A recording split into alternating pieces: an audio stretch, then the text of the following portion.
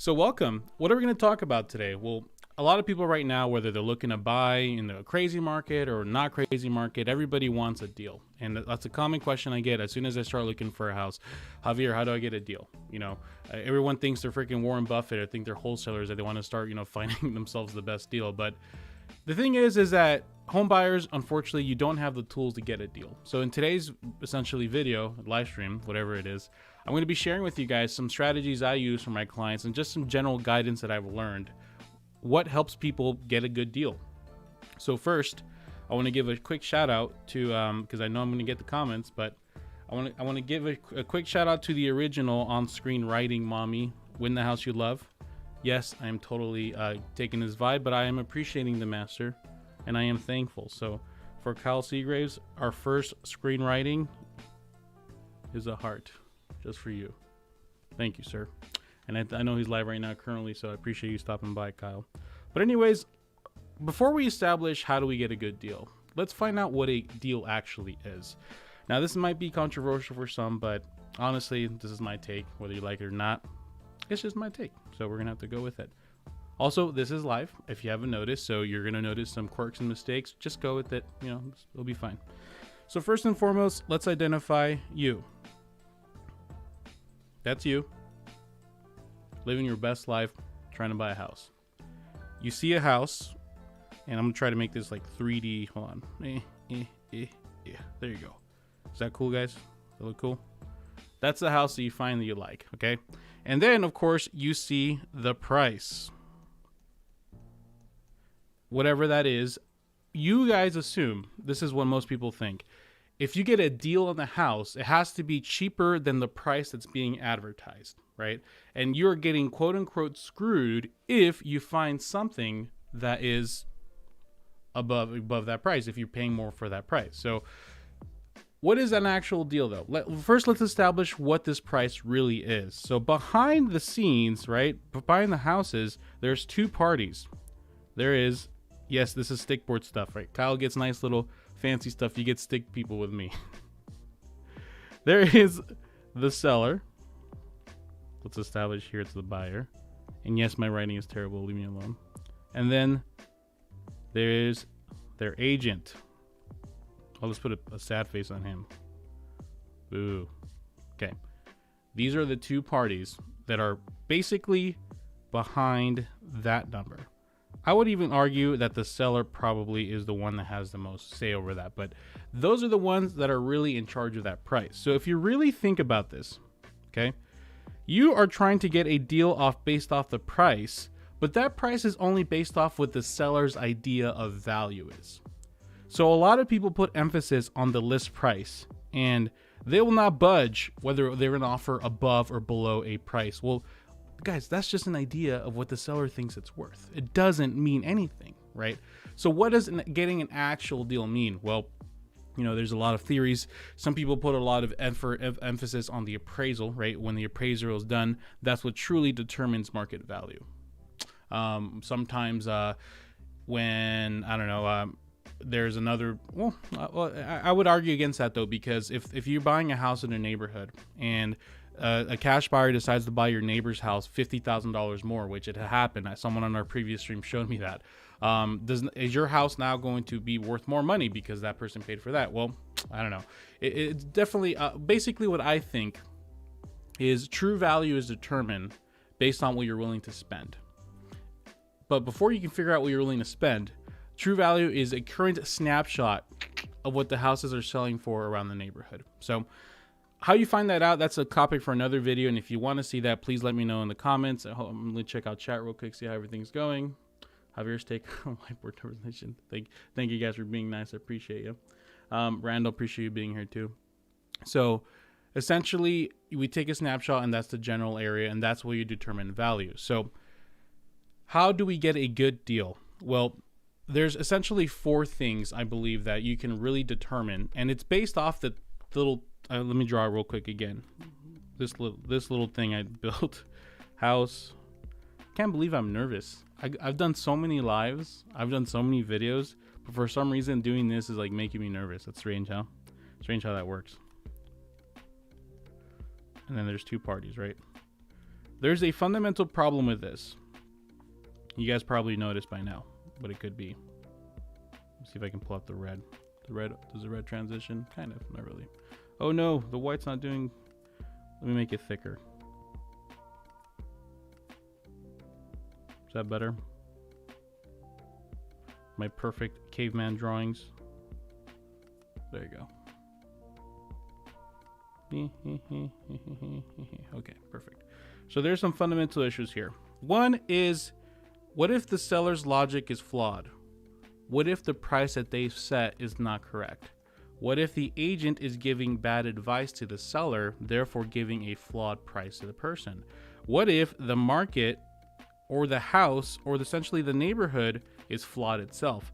Then that's giving a bad rap to that name. So based off these fundamental issues, we can determine there's some things we can do as everyday buyers to get a good deal. What are those? Well, let's start off with number one. Vishal P, get out of here. I see, Kyle, if you're here, this is what I was afraid of doing lives. Let's start off with the first one. Overpriced listings. That's kind of like a duh, right? Well, duh, of course, you know, but here's the thing. Everybody thinks that overpriced listings is going to be your savior. Overpriced listings are going to be the key to find out truly what's wrong, we know how to find the best deal. But here's the problem. If a seller is being unreasonable with the price of their home, how can you tell that they're going to be reasonable with your offer? Well, you have to find the right situation. And how you find the right situation is with this key word. Now, I know Vishal doesn't like my doodles, but I'm going to make another doodle just for you, Vishal. So shout out to you. There's a heart for you, Vishal. Here it is, right? 3 letters. DOM. Days on market. So let me show you. If you probably people that are already looking already know about this, but I'm going to just share this with you. So what does that mean? Well, days on market is essentially how much the house has been on the market. So if you find, let's say, I don't know, let's do a general search here. Single family house, active, 3-bedroom, 2-bath. Oop, noticing the chat is a little weird there. Make it a little strange. There you go. Actually, I might just take chat off for that one. Okay. So let's say we're looking for a 3-bedroom, 2-bath. Price range, I don't know, we'll do 400. Let's pick out a good general area here. So we'll pick out, and we'll do general city of Goodyear. Like around there, Goodyear Litchfield Park around there. Okay, boom. Okay. So how you find the days on market is if you're using the MLS like I'm using right now, which your agent can give you access to, or simply going online for, you know, Zillow, Realtor, Trulia. There's gonna be 2 numbers to really focus on. There's going to be a CDOM and ADOM. So ADOM means the agent stays on market, and the C I think is, I don't know what the C is. You're going to have to find that out. But essentially, one indicates how long the house has been in the market in general, and one is how long it's been on the market with that specific agent. So you might find a situation where, well, let's see if I can find one real quick. Where one of them is like 60 and the other one's like 300. What does that mean? Well, that means that this specific agent has listed it for 60 days. However, the house has been on the market for, 300-ish days. So you want to look down here. Now, if there's a house that has less than 30 days on market, and if you're watching this after that, please take notes of this. If you're watching a house that's less than 30 days on market and you think it's overpriced, there is a very little chance they're going to actually try to work with you. Because that house is so fresh on the market that they're not going to want to, settle. They're not going to want to budge. They're going to want to see and experiment to see if their prices, because sellers are really just experimenters. Any price they put on the market is just an experiment. They've been very lucky this past few years, and their experiments have been very successful. But as the market starts kind of cooling off a bit, those experiments are going to explode in their face. So maybe not 30 days, depending on how hot the market is. Maybe 15 days, maybe 20 days. What's up, Kevin? How are you?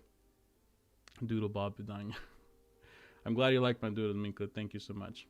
Big fact. So if it's less than 30 days, 15 days if maybe the housing market is hot, especially, if the housing market is hot and it's more than 15 days, that seller is freaking out. because the seller knows the housing market's hot and their house hasn't sold in 15 days.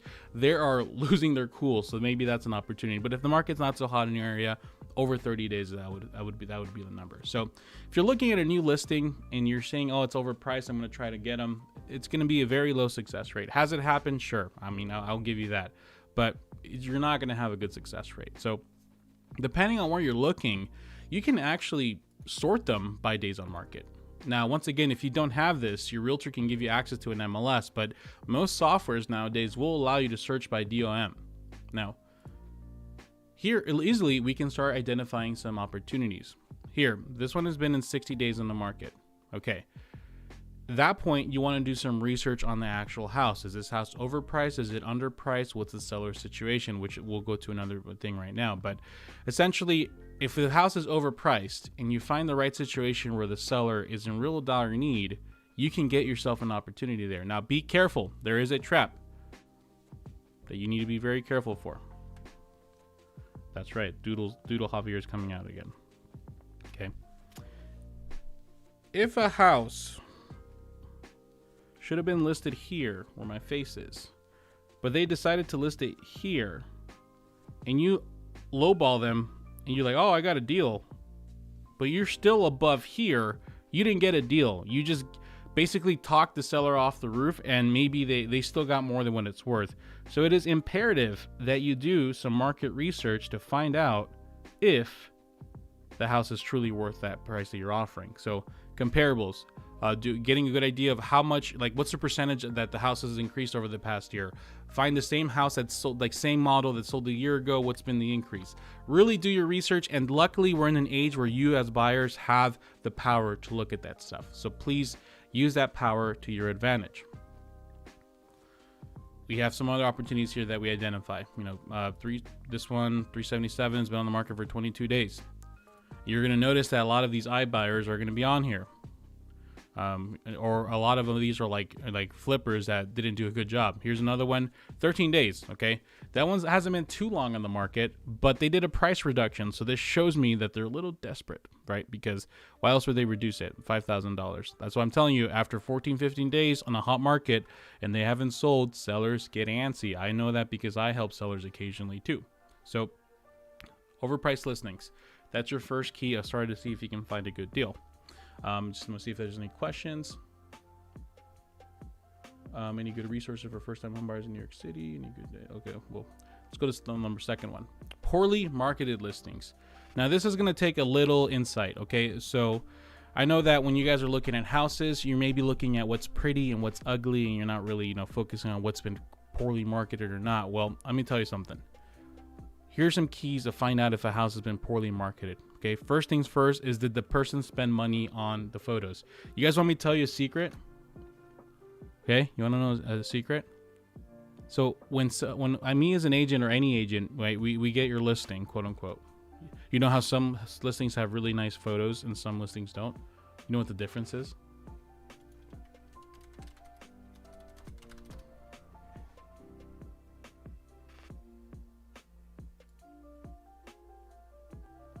It's that simple. There's companies out there that'll take the photos for you. Now, sometimes some of them take bad photos, some of them take better, but I have to do all this. Let's do 85035. Okay. 100, $200. So if the agent didn't bother spending $200 on the listing they're making thousands of dollars on, that listing is not marketed poorly. If we can assume that not only did they not take the right photos, but they probably aren't putting it on the right sites, they're probably not even really trying, therefore it's a poorly marketed listing. Now, surprise, surprise, this house has a price reduction. Does this look like professional taking photos? Maybe. I don't know. What's an example of that? This is a photos that was taken by a cell phone. Which is a shame because this is like a new build. Like someone built a really new nice house in a neighborhood that's older, but still it's a nice house. $395, 25 days on the market. How would it have looked like if that house had really nice photos?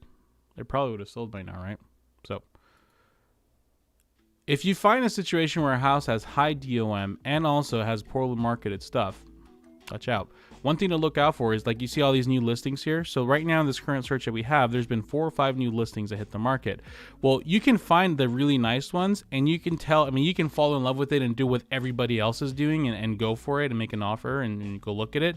But if you just kind of look and have a little more open mind, find the one that has the worst photo, which is, in this case, it's this one. This one has photos taken by probably the realtor's cell phone. A lot of times in the bathroom, they take a photo and the realtor pops up. This one didn't do it. Okay. Well, in this case, I would consider, instead of looking at all these that have nice photos, why don't you go look at this one? Just go see, and there's no guarantee, but odds are if there's 100 people looking at this neighborhood, 80 to 90 of them are going to look at the really nice ones, and maybe 10 or 20 of them are going to look at this one, because people don't look by the details of a house, they look by the photos.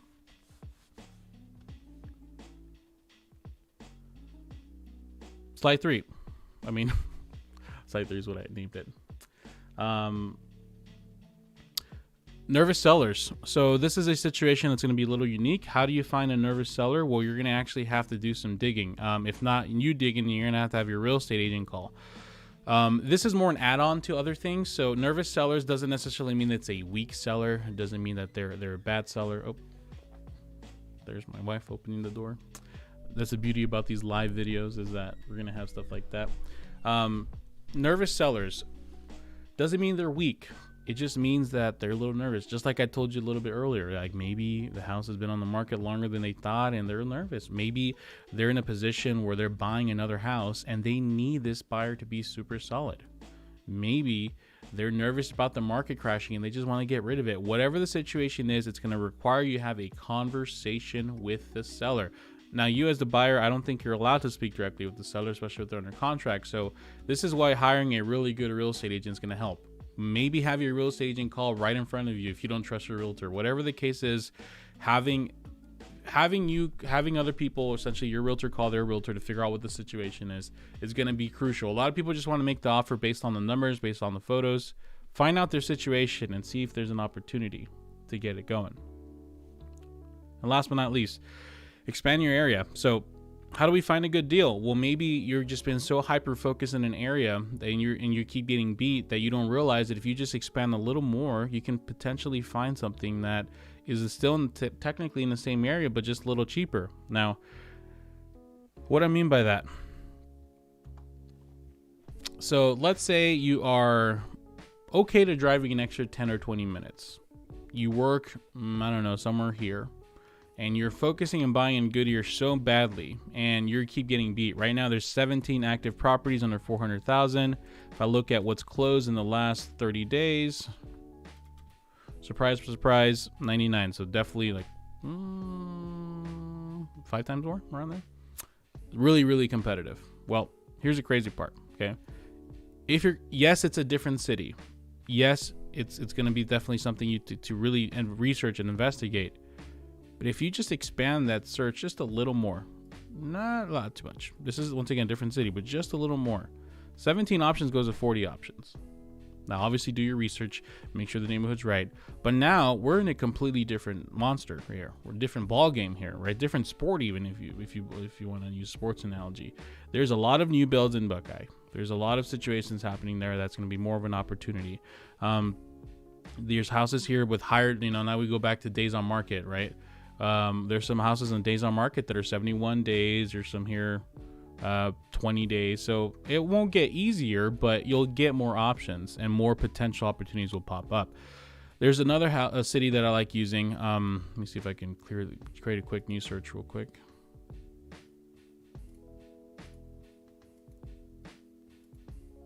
So let's say you're looking in Surprise. Okay. Right, so actually no. Let's do something else. Let's say you're looking in El Mirage. Okay, without getting to specifics, El Mirage is a neighborhood that is known for having a lot of older and newer houses. Sometimes it's not known as the best because right next to it is Surprise. Surprise is a newer city and a lot of new builds and your classic Arizona vibes, right? So let's say you're looking into the price and you're like, El Mirage, and you're like, well, that's what I can afford. That's all I'm gonna do, right? So that's what you do. Well, here's the crazy part. Okay, you're focusing on El Mirage, and you're you're thinking that's the only area you can look in. But if you just get rid of this right here, expand your search slightly more. So we'll, instead of doing just El Mirage, we do like a general range here, excluding Sun City West and Sun City because that's a retirement community. Let's see, city.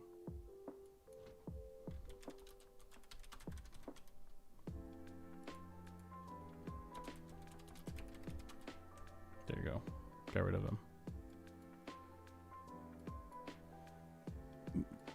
Look at Surprise, right? Look at, you're still in El Mirage. Look at down here. What are these houses? This is Youngtown. Youngtown is another area that people didn't think, oh, you can actually buy there. Even it's called Youngtown. It used to be a retirement community. Now it's not. So, but if you're hyper focusing on a city because maybe family lives there or friends live there and you don't want to live anywhere else, you're holding yourself back by just simply expanding it half a mile over, or even to more extreme things like Goodyear to Buckeye. You're gonna open yourself up to a lot more opportunities, and honestly, using the last three things I taught you, you're gonna find more potential deals. Look by days on market, look for potential terrible marketing, and etc. So that's it.